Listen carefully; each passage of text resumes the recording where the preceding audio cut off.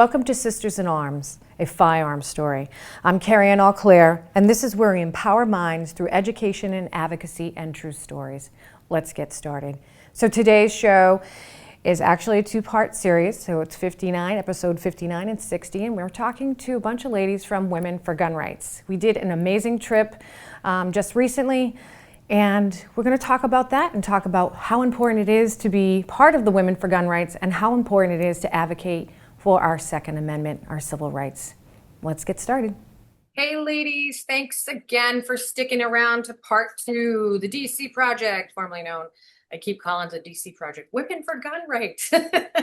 So we're going to be talking about a little bit more about the trip, but also kind of diving into advocacy within your state, when we go to DC, how important it is, and how can other women really jump into this? Because I know that I've been told a couple times, I can't do this. I don't know how to do this. I don't even know how to contact my legislators. I didn't know what 2A meant, but I jumped in head first, and I just haven't stopped learning and asking questions.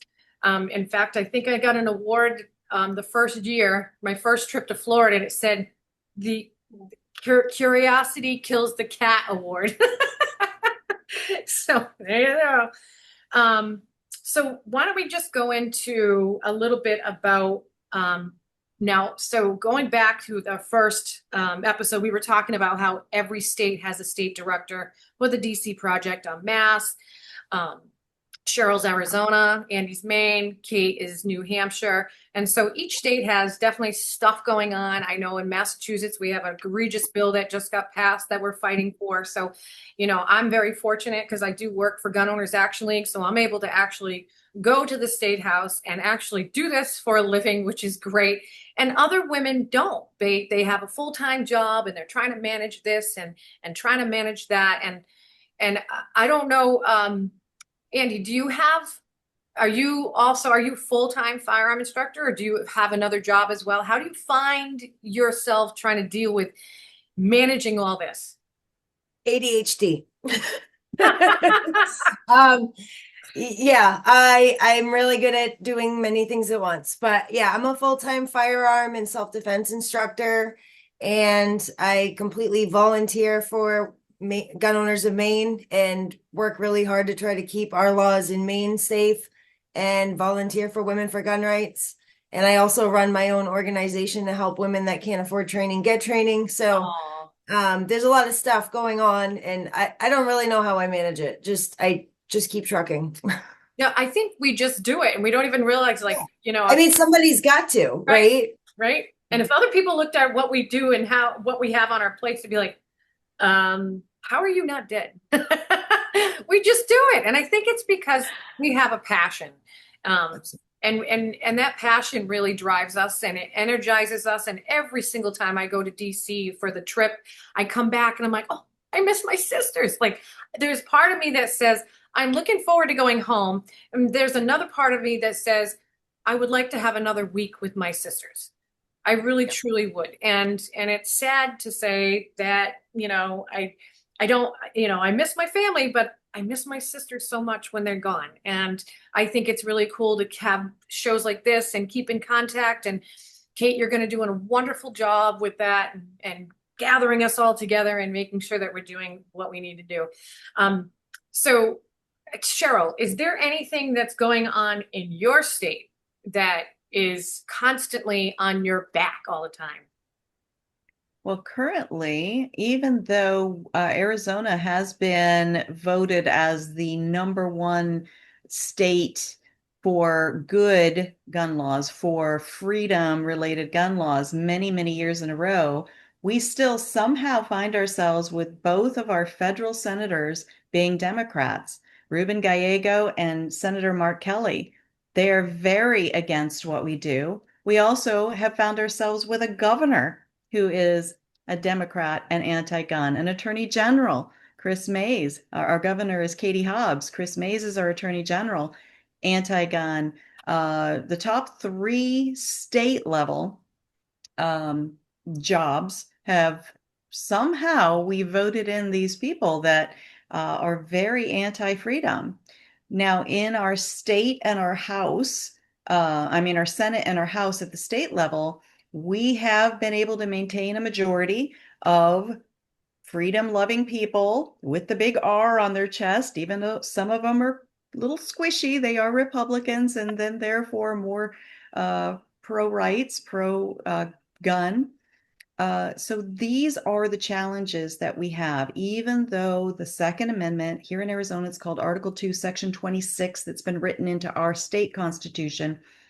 Even though it's not political, it is absolutely not political. You have to engage with politicians. Hopefully, most of them are public servants, but you have to engage with politicians in the political realm in order to support and protect those rights. And we have a midterm election coming up. We have, some big things happening that we have to be engaged. And so what I have told our founder, Dianna Muller, many times, I see Women for Gun Rights as a leadership incubation chamber. Oh, And my role as a mentor to other women, how to find their voice and use their voice, that is the biggest honor of my life. And I know as a mom and a grandma, if I don't do everything that I can in my lifetime, it will have reverberating impact on my daughter and my granddaughters. So I am all about this work. It is encouraging to me, it's empowering to me, and it's an honor to be able to do it. That's awesome. I mean, I hear what you're saying, because there's so many women that just, they can't use their voice because they've been through something. And I've heard so many stories, having, a woman, Armed Women of America chapter, and these women come in and the stories that they tell, and they're just not ready. They're not ready to be in front of the TV cameras and have a voice like that. So I feel like we have to be their voice for sure. Kate, you being the newest one on the team, I know I'm like, what would you say to individuals that are new to this, that really want to protect our civil rights, our Second Amendment? What would you say to them to get started? To get started, I would say, I'll give an example for myself. So when I first started, I had no idea. I mean, I'm not even born in this country. I'm stepping into a world of politics that I'm not even culturally connected to. In some ways, that's an advantage. In other ways, it's quite a disadvantage, because you're really having to learn quite a few different levels of how the place operates. But without knowing what to do, without even knowing as a state director, what am I meant to do? I knew it was to defend the Second Amendment. I knew it was to speak on behalf of women. I knew that at the end of the day, even if there was no other person doing this, would I do this for myself? Mm-hmm. And the answer was yes. And so when I connected with my very own personal reason for doing this, as in, I believe with all my heart that I have such great value here, and I have a right to safely occupy this space and pursue a life free from any kind of tyranny. That doesn't necessarily mean King George, or maybe it does, or maybe it's just someone walking towards me with a threatening look. No, you don't. I have a right to defend this space.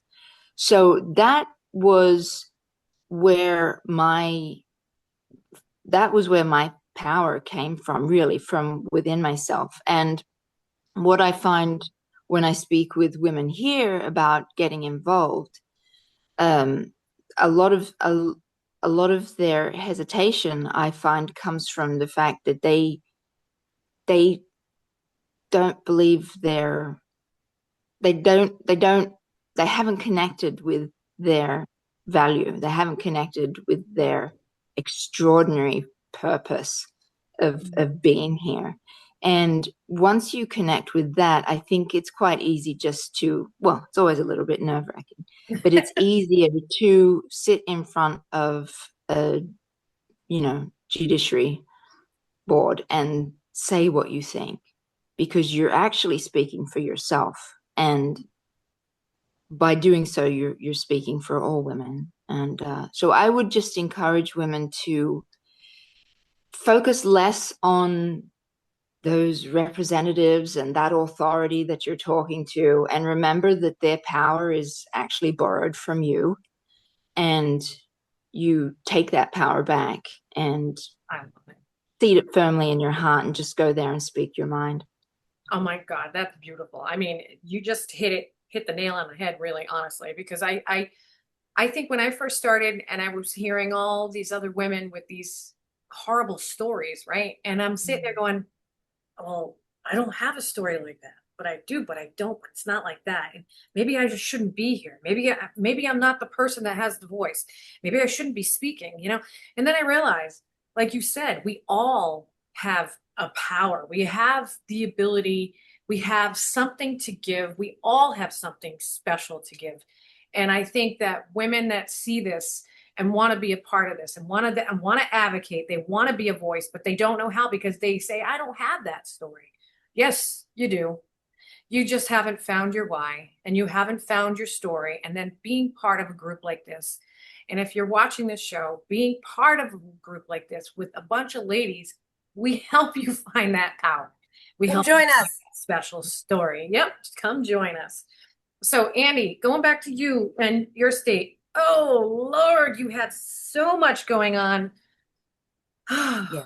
Just, you know, Uh, I watch you on Facebook and, you know, I think we all watch each other and we all get inspired by each other's power, each other's ability to do what we're doing. And I see what you're doing in Maine and I hear a lot that's going on with the bowling alley incident, and you've done a lot of great things and educating women that don't have the money to do that. Can you just tell me a little bit what inspired you to do that? Because I think that's fascinating because that's a really great yeah. power. I mean, I think it was just, I don't want my training to be too expensive for anybody, but I'm a single mom with 3 kids that eat a lot and I have to make enough money. And I can't do my business as a part-time job. It's too demanding. So, you know, instead of trying to figure out like how many people I can let in for free, a lot of those angry men with white beards and NRA hats, they're actually really good people and they like to support me to help me train those women. So I have a sponsorship program where people send in money and that money fully goes towards providing ammunition and training, even self-defense training or other kind of training for women and children who are in need, whether it be they have a protection order, they're in danger, or they're just financially just really struggling and that mother really wants to make safety a priority. So I don't think safety should have anything to do with your financial situation. And so I'm just really grateful for all the people who donate and help me support all those women because I couldn't do it without them. But we've trained hundreds of women and children for free to them, That's and awesome. it's really cool. Yep, because we have a right to be our own first responder, Absolutely. and money shouldn't have anything to do with that. That's awesome. That is Absolutely. so One awesome. of the, I did want to say one of the women that was sponsored, she basically took from very basic training and self-defense all the way up to advanced handgun training. She was at the bowling alley when Oh, everything went down. She and her friends ran out while he was shooting at them. One of her friends was struck but lived and survived. So to see her face her fear, she said she didn't want to be afraid anymore and she didn't want to be afraid to leave her house. And she took all the training she could. And I'm really, really proud of her. And now she comes to the state house with me and tells her story. oh my gosh, that's awesome. And that connection wouldn't have happened without you. So you just created another woman that found her power, and that's awesome. That's awesome. Speaking of all of that, I feel as though that we all have something that, you know, for me, there's so many different stories that I could talk about just being part of the DC Women for Gun Rights. You know, going to these trips, even talking to each other like now, or, you know, there's so many different things that I could think of. But um, Cheryl, is there one particular moment being part of Women for Gun Rights that stands out to you the most? Absolutely. And it's hard because there's over the past 10 years, this has been a learning journey for me. I realized from the beginning how little I knew about my own country, my own civics, my own constitution, all of these things. And so to be able to do this, when we first started, my daughter was my constant companion at the time. And her oldest daughter, Raylan, was just a little over a year, I believe, our very first trip we went. And so we came to Washington, D.C. as three generations together, um, going through this journey, visiting DC for the very first time, making these appointments for the very first time, having these conversations for the very first time. And it changed our lives. My daughter is still my co-state director, but she just isn't able to make every single trip. She's taken on a lot of responsibilities as the manager of our auction house, our family-owned business. She now has two daughters. And so she is still my constant companion in the work. But as far as, going to our state capital and going to our United States capital, she isn't able to come all the time. But that idea that we are representing the next, three generations, the next two generations, instilling these values and these principles at a core, deep level, because as you're learning something, it becomes part of you. It becomes that one of those things that no one can ever take away from you. And so I really think that that would be the key element for me, and really helps me tap into that part of me that's a natural teacher and a natural mentor, to start with my own daughter and my own granddaughter. Wow. Thank you, Dianna Muller, When for allowing me to be a part. And she just pops in Yeah, right as I that's said why her name. I was hit just this down because I was trying to get the link. Cow. Diana! Dianna. Hello. I was just invoking your name and Wow. thanking And all you of a for sudden you popped changing up. my family's lives for the better, because you've allowed three generations of our family into this work. And it's something we would have never done had it not been for your idea to create the DC project that is now Women for Gun Rights. Awesome. So I'm gonna have Diana just jump in, but I think you're on mute. Yeah, There you go. I was on the heels of her praise. I was like, I'm going to give it to God because this was not on my radar. So this is all a God thing that we are where we are today. So Diana, you are the founder of Women for Gun Rights. Can you kind of just explain to us, because I know you just popped in, and so thank you. I'm sorry. I was trying to pay attention to my text at the same time. So can you explain to us, like, how did this start? What led you to this? How did Women for Gun Rights, how were you born?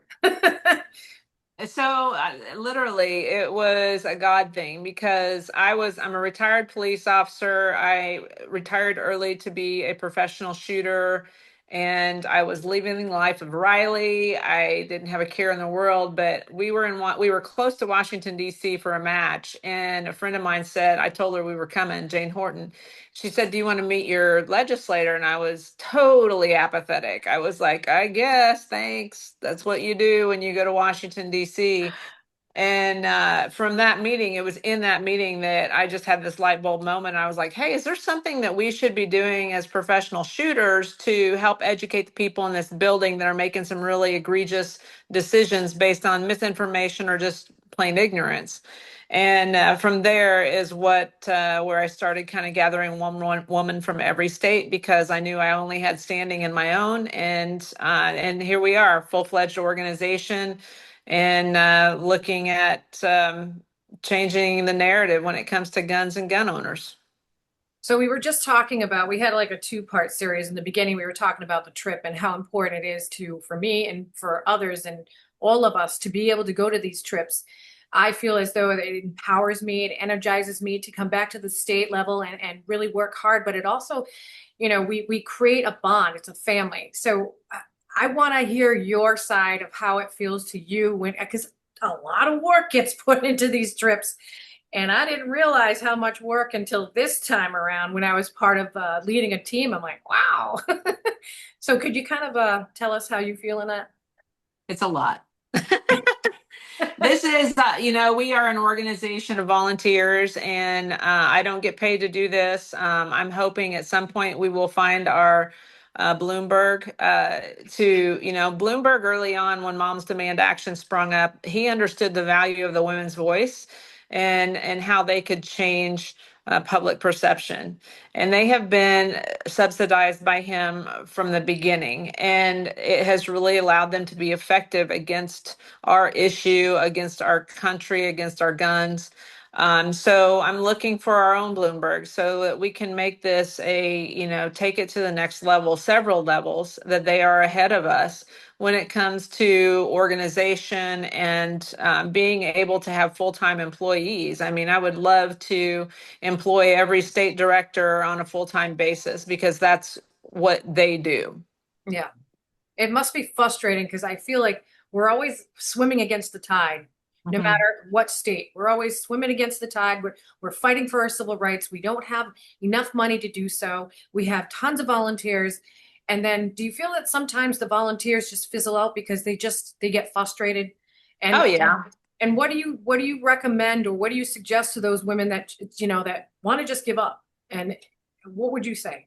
Well, if you've done your duty and you feel like you're at the end of it, just pass the torch on to somebody else. What we should be doing is creating a team around us in order to, when somebody does get burnt out, that they can step back and somebody else can keep running.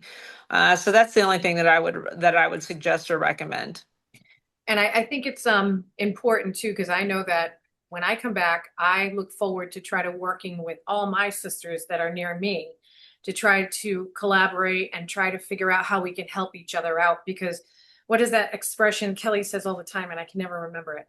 Many hands make light work. Is that the term? And I think it's so true, because I didn't realize it. And I think us women have a tendency to take on everything. And that tends to burn us out. So I think I'm looking forward to definitely coming home and working with my sisters and working with Maine and New Hampshire and Connecticut and really putting the boots on the ground. So do you have one moment in your, part of Women for Gun Rights that really sticks out to you the most? That was that moment of like, aha, this is why we do it. We had a lot of aha moments this past trip because you can look back and you can see that what we're doing is effective. We had the shirt talk, like, why do we wear the Women for Gun Rights signature shirt that says educate, not legislate, with the AR-15s on it? That could be offensive. It could put some people off, and I want to look more professional. And looking back on this trip is really honing in on how important that shirt is. And to have it has a conversation with everybody that sees it without saying a word. And if we're truly trying to change public opinion, that is the single most important thing that we can do, is wear that shirt, wear it proudly, and be prepared for the conversations that come from it. Some of them are positive, most of them are positive, but some of them can be negative. Yeah. Kate, going back to you, I know that you and Gabby, we were all at a coffee shop, and somebody approached, it was either you, I believe it was Gabby, and they were from the suicide prevention program, and it was because of the shirts. Can you tell us a little bit about your experience? Yeah, so it was a really lovely moment where I think, particularly for women who are new wearing the shirt, it can be a little bit intimidating because people are looking at you. It's a really impressive shirt. And as Dianna says, impressive in good ways and sometimes impressive in other ways that people are offended. So you can be a little bit self-conscious wearing it. And when we were in this cafe, there was another group that were wearing their T-shirts, which was suicide prevention. And one of their organizers just came straight up to Gabby and said, we love what you're doing. Can you tell us, do you have any information, any resources regarding suicide by firearm that could help us?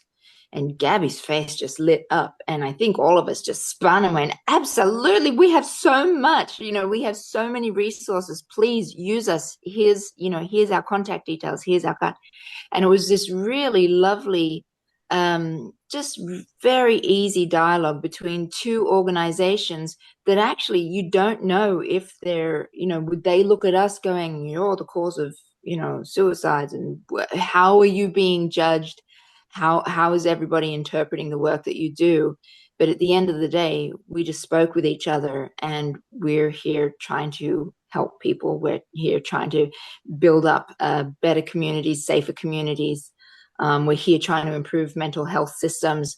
And there are so many people we could be working together that possibly we don't even know. Right. But how will they know about us unless we put ourselves out there and say, hey, we're a pretty interesting group of women. Talk to us. I love it. I love it. And I hate to say this because I can't believe it. It's like we're never going to have enough content, and it goes by so quick. I ran out of time, but I would love to have everybody back on again and really dive into more about Women for Gun Rights and what we do and how hard we work. And Dianna, I love you.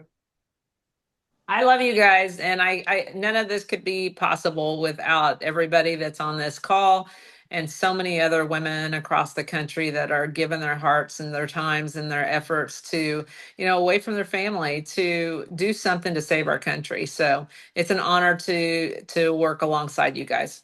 Awesome. Thank you so much for coming on to Sisters in Arms. I greatly appreciate you all. Sorry about that. Thanks so much.